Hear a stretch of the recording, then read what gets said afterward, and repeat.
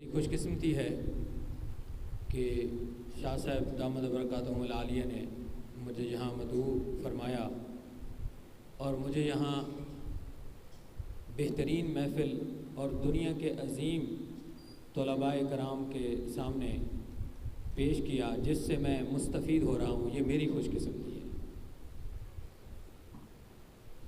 میں دو باتیں عرض کروں گا کیونکہ میں تقریر وغیرہ نہیں کرتا ہوتا، بس آپ سے چند باتیں عرض کرنے آئے ہوں۔ ایک بات طلباء کرام کے لیے اور ایک بات سامعین کرام کے لیے اور میرے واجب الاحترام معزز بڑے حضرات جو بیٹھے ہیں۔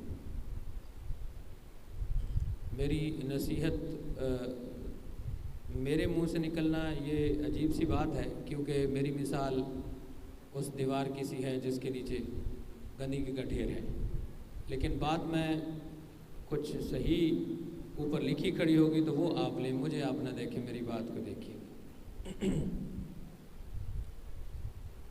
دنیا میں سب سے عظیم کام قرآن پاک کا پڑھنا، پڑھانا، سیکھنا، سکھانا ہے۔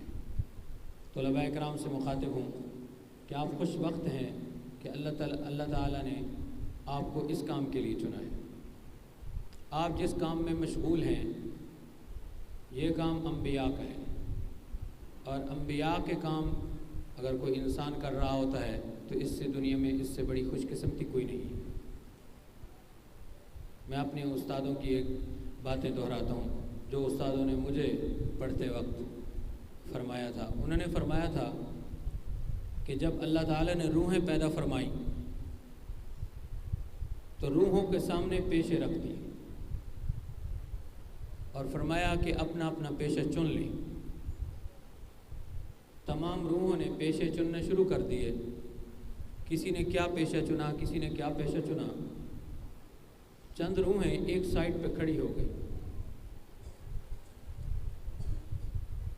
اللہ جل شانہ نے فرمایا کہ تم بھی اپنا پیشہ چنو، تو انہوں نے عرض کی کہ یا رب العزت ہمارا پیشہ آپ چنیں گے۔ اللہ تعالیٰ نے فرمایا آپ سیانیہ روحیں ہیں، آپ کا پیشہ میں علم چنتا ہوں۔ اور وہ روحیں تھیں جن میں سے انبیاء بھی ہے، صلحاء بھی ہے، اولیاء بھی ہے۔ اور آپ کا جو پیشہ ہے یہ انبیاء کا پیشہ ہے، آپ کا پیشہ علم ہے۔ آپ قرآن پڑھ رہے ہیں، قرآن سیکھ رہے ہیں، آپ کی وجہ سے لوگوں کی بخشش ہے۔ قیامت والے دن اللہ تعالیٰ حافظ قرآن کو تاج پہنا رہے ہوں گے تو لوگ پوچھیں گے کہ یہ نبی ہیں، تو بتایا جائے گا کہ یہ قرآن کا حافظ ہے۔ بہت بڑا مقام ہے۔ آپ جس کام کے لیے چنے گئے ہیں اللہ تعالیٰ کے مشکور رہیں کہ اللہ تعالیٰ نے آپ کو قرآن پاک کے حصول کے لیے چنا ہے، ورنہ اللہ تعالیٰ کسی کا محتاج تو ہے نہیں، لیکن آپ پر ان کی شفقت ہے اللہ کی، یہ اللہ کی مہربانیاں ہیں، اللہ کا فضل سمجھیں کہ اللہ تعالیٰ نے ان والدین پر بھی اللہ کا فضل ہے جن والدین کو اللہ تعالیٰ نے توفیق دی ہے کہ وہ اپنے بچوں کو قرآن کی تعلیم دینے کے لیے بھیجتے ہیں اور قرآن پاک کی تعلیم سے مستفید ہونے کا انہیں موقع فراہم کرتے ہیں۔ اللہ تعالیٰ سے دعا ہے اللہ تعالیٰ طالب علم کو دن دگنی رات چوگنی ترقی عطا فرمائے اور صحیح معنی صراط مستقیم عطا فرمائے۔ اور قرآن کا جو معجزہ ہے اس دنیا میں وہ یہی ہے کہ قرآن کی وجہ سے اس دنیا میں اسلام کا غلبہ ہوا اور اسلام ہمیشہ غالب رہنے کے لیے پیدا ہو گیا۔ تو یہ قرآن پاک کی برکتیں ہیں۔ اللہ تعالیٰ آپ سب کو بہترین زندگی اچھی اور صالح عطا فرمائے۔ اور اس میں جس طرح کہ ہمارے استاد فرماتے تھے، جب میں دورہ حدیث کر رہا تھا تو آخری خطاب حضرت نے فرمایا تو فرمایا کہ آج تمہارے درمیان ایک چیز بڑی ہو رہی تھی، آج جوان ہو گئی ہے۔ ہم زیادہ توجہ دینے لگے طلباء سارے کہ کون سی چیز، تو استادوں نے فرمایا کہ تم پڑھ رہے تھے تو تمہارے ذہنوں میں ایک بات تھی کہ ہم طالب علم ہیں، اور آج تم دورہ کر کے جب نکلنے لگے ہو، حافظ بن کے جب نکلنے لگے ہو تو آج تمہارے ذہن میں آ گیا ہے کہ ہم بھی علماء کے صف میں ہیں۔ تو تمہارے درمیان تکبر بڑا ہو رہا تھا جو آج جوان ہو گیا ہے،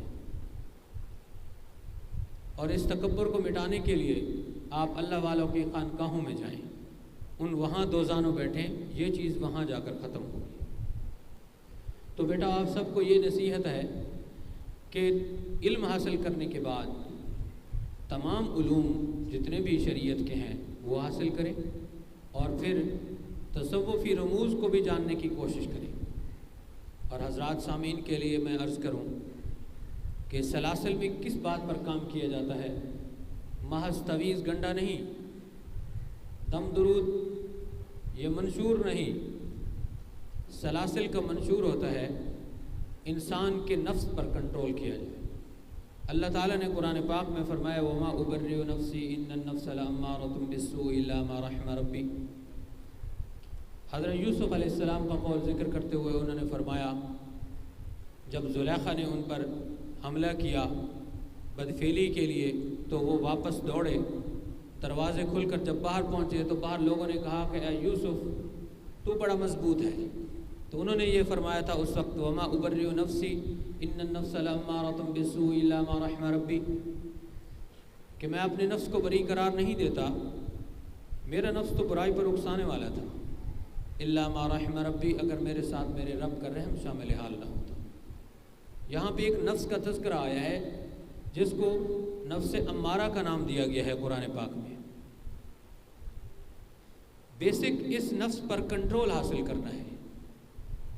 تصوفی اصطلاحات میں اور اسباق میں یا خانقاہوں میں اس چیز پر کام کیا جاتا ہے، وہ مجھے طالب علم کو، دنیا دار کو، دیندار کو، سب کو سیکھنا چاہیے، کیونکہ انسان کی کاملیت اسی میں ہے کہ انسان کے اندر خواہشات کا ایک سمندر چل رہا ہے جسے امارہ کہا جاتا ہے۔ اس نفس پر کنٹرول حاصل کیا جائے، جیسے ایک پانی ہے، بہت زیادہ پانی ہے، سیلابی صورت اختیار کر جاتا ہے، وہ ایک تباہی کا موجب ہے، وہ چل رہا ہے، ہم اگر اس کے سامنے بند ڈالیں گے، ہم اس کو نہریں کھود دیں گے، اس کے سامنے ڈیم بنا لیں گے، تو ہم وہاں سے انرجی بھی حاصل کر سکتے ہیں، نہروں سے ہم استفادہ بھی حاصل کر سکتے ہیں، فصلیں بھی اگا سکتے ہیں، یعنی ایک نقصان دہ پانی ہم اس سے اچھا فائدہ حاصل کر سکتے ہیں۔ کیسے کہ اس کے آگے ہم بند ڈالیں گے، اس کو کنٹرول کریں گے، تو نہیں کریں گے تو وہ نفس امارہ کی مثال ایسے اس پانی کی طرح ہے جو ایک نقصان کے لیے چل رہا ہوتا ہے۔ اس پر کنٹرول کیسے کیا جائے؟ تصوفی اصطلاحات میں اللہ تعالیٰ نے جو دوسرا نفس انسان کے اندر رکھا ہے تذکرہ فرمایا قرآن پاک میں، قسم اٹھائی لا اقسم بالنفس اللوامہ، اللہ جل شانہ فرماتے ہیں میں قسم کھاتا ہوں ملامت کرنے والے نفس کی۔ ملامت کرنے والا نفس جس کو میں اپنی زبان میں اگر آسانی سے بیان کروں تو ضمیر، جسے ہم کہتے ہیں کہ ضمیر، کہ میں کوئی جب بھی غلط کام کرتا ہوں تو میرے اندر ایک آواز ضرور آتی ہے کہ یہ غلط ہے، تو وہ جو آواز دیتا ہے وہ اللہ نے نفس رکھا ہے انسان کے اندر جس کا نام ہے لوامہ۔ لوامہ کا عربی میں مطلب اردو میں معنی ہوگا ملامت کرنے والا، سمجھانے والا، آپ کو سیدھی بات کرنے والا کہ یہ تم بات غلط کر رہے ہو۔ اس نفس لوامہ کے ذریعے ہم امارہ پر کنٹرول حاصل کریں گے، اس کو کل نہیں کر دیں گے، اس کو قتل نہیں کر دیں گے نفس کو، ورنہ ناموس پر بھی بات نہیں ہو سکے گی۔ اس پر کنٹرول کریں گے، اور جب کنٹرول حاصل کیا جائے گا تو پھر ہمارا نفس مطمئنہ میں بدلتا ہے، جو تیسری جگہ اللہ نے فرمایا یا ایتھا النفس المطمئنہ ارجعی الی ربک راضیۃ مرضیہ فادخلی فی عبادی وادخلی جنتی۔ تو تصوفی اصطلاحات میں یا سلاسل میں جہاں بزرگان دین کی خانقاہیں ہیں وہ بیسک ان چیزوں پر کام کرتی ہے، جہاں مدرسہ انسان کو ظاہری علوم سے بہرور کرتا ہے، قرآن پاک پڑھاتا ہے، وہیں اسی علم کا ایک حصہ تصوف بھی ہے، کیونکہ جتنے بھی علوم ہیں ان تمام علوم میں سے حصہ لینا ضروری ہے۔ جو شریعت کے علوم ہیں تمام علوم میں سے حصہ لیا جائے گا تو پھر ہم انبیاء کے وارث ہونے کا مصداق بنیں گے، ورنہ کچھ حصہ لیا جائے۔ جیسے ایک بیٹا ہے وہ اپنے والدین کے تمام ترکے میں سے حصہ لیتا ہے، تو وہ کہہ سکتا ہے میں اپنے باپ کا کامل وارث ہوں۔ اگر اس کو اپنے والدین کے ترکے میں سے کچھ ملتا ہے، کچھ نہیں ملتا، تو وہ وارث نہیں کہلا سکتا، وہ کامل وارث نہیں۔ وراثت کی تعریف ہے کہ بیٹا اپنے باپ کے تمام ترکے میں سے برابر کا حصہ دار ہو۔ اب جو حدیث مبارکہ ہے کہ علماء انبیاء کے ورثاء میں سے ہیں، علماء انبیاء کے وارث ہیں، تو رسول اللہ صلی اللہ علیہ وسلم کے پاس صرف علم ظاہری نہیں تھا، علم باطنی بھی تھا، اور تمام علوم کا منبع تھے۔ تو تمام علوم جو ہم تک پہنچائے گئے شریعت کے تقاضوں کو مد نظر رکھتے ہوئے احادیث و قرآن کی روشنی میں، ان کا تھوڑا تھوڑا حصہ لیں تاکہ ہم یہ کہنے کے مصداق ہو جائیں، ہم اس حدیث کے مصداق کم از کم بن جائیں کہ العلماء ورثۃ الانبیاء، کہ انبیاء صلحاء ان کے ورثاء کون ہیں؟ علماء ہیں۔ تو بیٹا آپ سب حضرات اسی علم کی کڑی سے منسلک ہیں، اسی کڑی میں آپ بھی پروئے ہوئے ہیں، آپ بھی اسی میں چل رہے ہیں۔ اللہ تعالیٰ سے دعا کرتے ہیں کہ اللہ تعالیٰ آپ کو صحیح معنوں میں دین کی سمجھنے کی اور آگے پھیلانے کی توفیق عطا فرمائے، اور اللہ تعالیٰ اس ادارے کو دن دگنی رات چگنی ترقی عطا فرمائے۔ حضرت شاہ صاحب رحمۃ اللہ علیہ کو دامت برکاتہم کو اوج سریا تک پہنچائے اور ان کی زندگی دراز فرمائے، اور ان سے اس طرح کے نیک اور صالح کام سر انجام دیتا رہے۔ اللہ تعالیٰ ان کو توفیق کے کامل عطا فرمائے۔ السلام علیکم ورحمۃ اللہ وبرکاتہ۔